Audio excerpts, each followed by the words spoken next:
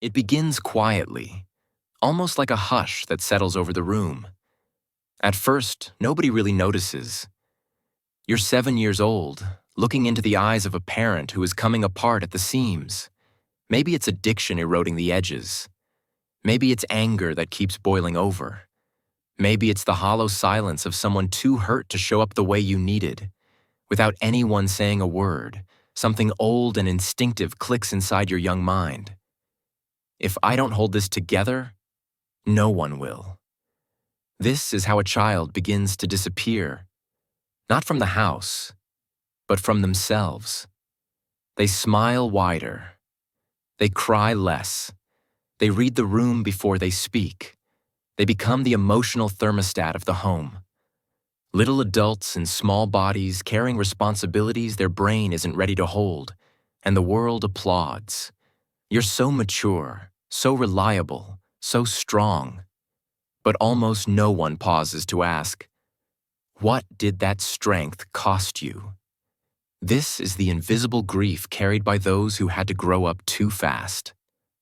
Today, we're going inside the psychology of that child because the impact doesn't fade with birthdays or diplomas. It shapes how you love. It colors how you work. It rewrites how you measure your worth. And if you never understand what happened back then, you'll spend adulthood replaying the same survival patterns, the ones that protected you once, but slowly wear you down now. When children are asked to carry the emotional weight of adults, instead of being carried by them. Psychologists call it parentification. It's a role reversal where the child becomes caregiver, peacemaker, confidant, protector. This isn't just hard on the heart. It reshapes the brain and the body's stress system. When a child is put in charge of emotional regulation, their own and everyone else's the nervous system adapts to constant threat. We call that hypervigilance. You're always scanning for danger. You tiptoe around the next outburst. You learn that love is something you earn by keeping the peace. If I soothe them, maybe I'll be safe. Your needs start to feel hazardous, while theirs feel urgent and non-negotiable. So you begin to disappear. Not physically, but emotionally. In your place, a polished version steps forward. The good kid who gets it right. The quiet overachiever who never makes waves. The friend who listens like a therapist and asks for nothing in return. You wear that identity with such conviction that even you begin to forget it's a mask. But somewhere underneath, something aches. The child you tucked away didn't vanish. They're still there, silently asking, why didn't anyone protect me? As the years pass, the patterns get more tangled. You might become intensely independent, refusing help, keeping people at arm's length, never fully relaxing in love because safety feels temporary. You might feel numb in moments that should feel joyful. Because joy is unfamiliar, unearned, maybe even dangerous. Rest can feel impossible because productivity became the only path to feeling enough. And maybe most quietly of all, you don't realize you're still living in survival mode. When dysfunction becomes normal early on, your nervous system treats chaos as baseline. Stillness feels wrong. Peace feels suspicious. Love feels like a debt you'll be asked to repay. This is the internal map of a child pushed to grow up before they were ready. It isn't only sadness. It's a complex trauma that reframes your world and the way you see yourself moving through it. You might wonder, why would any child step into that role? Because children will do almost anything to keep attachment, even if it means abandoning themselves. It isn't a conscious decision. It's biology doing its best to preserve connection. Without safety, authenticity is traded for belonging. That's not weakness. That's intelligent adaptation. But here's the heartbreak. What once kept you safe now keeps you stuck. So many high-functioning adults are piloted by neglected inner children. We overachieve to be chosen. We stay quiet to avoid being left.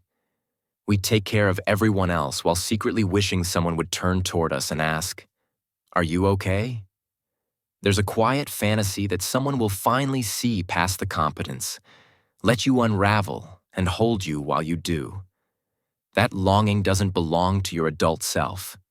It belongs to the child who never got to be a child. The beginning of healing isn't fixing, it's witnessing. Until you validate your own story, you'll keep gaslighting yourself with thoughts like, "It wasn't that bad, other people had it worse. I turned out fine." Fine can be a costume too. And somewhere inside, you already know that. So who do those children become when they grow up? Adults who struggle to feel safe even in peaceful rooms. Partners who don't quite trust gentleness or consistency. Givers who can't let care flow back toward them. People who apologize for crying, flinch at compliments, and confuse chronic exhaustion with success. This is the price of growing up too fast. If your childhood trained you to be strong at the expense of being soft, to be quiet instead of honest, to repair others while ignoring your own fractures, what kind of adulthood does that build? A life spent holding your breath, waiting for permission to finally fall apart. Here's the truth you absolutely deserve to hear. No one is coming to rescue the child you buried. You are the one who must go back for them. You are the one who must say what no one else ever said. You didn't deserve that. You were just a child. You get to rest now. This is the doorway into shadow work. Not performing, not pretending, not bypassing pain with positivity, but turning toward the parts of you that were exiled and saying, "I see you, I hear you. I am not leaving."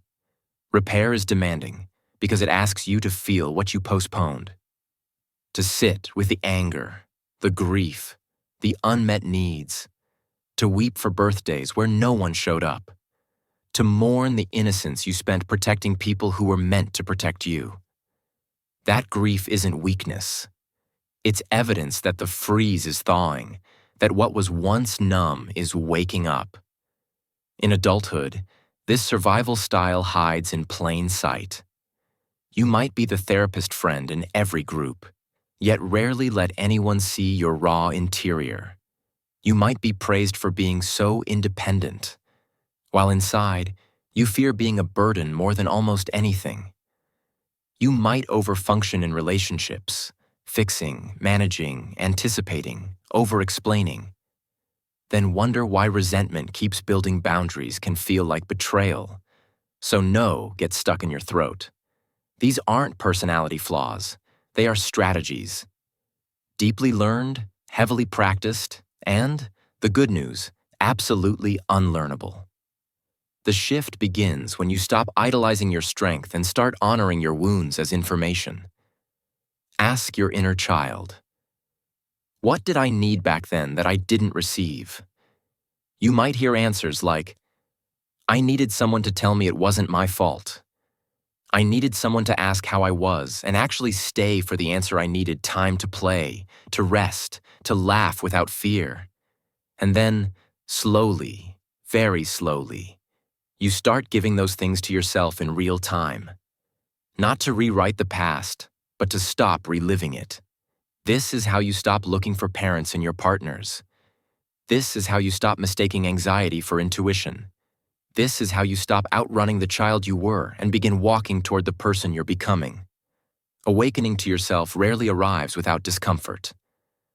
We'll do almost anything to avoid meeting our own soul shadow work invites us to turn toward all of it. The neglected, the ashamed, the scared, the angry. And hold those parts with steadiness. Healing isn't about inventing a brand new version of you. It's about remembering who you were before the world told you who you had to be. If you grew up too fast, hear this. Your maturity was never the problem. The problem was the absence of choice. Now you have one. You can choose softness. You can choose rest. You can choose to stop managing everyone else's emotions and start honoring your own. It won't shift overnight. There will be days you feel 5 years old again. Tender, overwhelmed, unsure. Good. That means you've found the part that needs you most. Let that child come home. Let them cry in safety. Let them rest without earning it. Let them play without apology. Let them finally be seen and heard. You are not broken. You are becoming whole. Maybe for the first time, you're growing up the right way. Not through pressure, not through fear, but through truth and compassion. You didn't get the childhood you needed, but you still have a future. And this time, you get to write it.